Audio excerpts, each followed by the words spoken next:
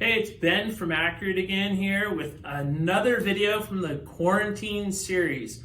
Today I'm just sitting here, I'm looking at some of the tackle I've got in the office. This is my little tuna for the yellow fins and the blue fins, my little tuna outfit with the 400 and cork tape rod and stuff.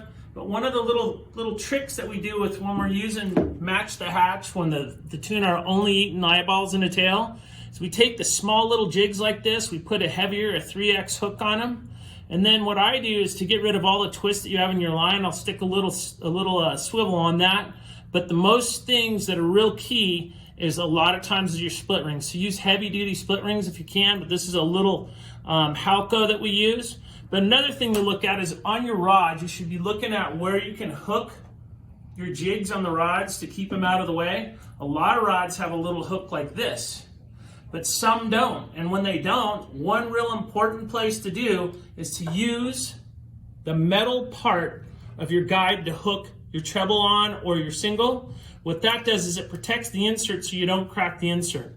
One other cool little deal that we do is when you put all your rods together in the car or into a bundle somewhere and your line's loose, you tend to get all your rods will get all messed up and they'll get tangled. So easy, all you gotta do is 2 turns and that, and you're not going to have a problem at all getting tangled. This is from us at Accurate, just giving you more things to think about fishing wise while we're under these crazy times. So thank you very much, and we appreciate the support.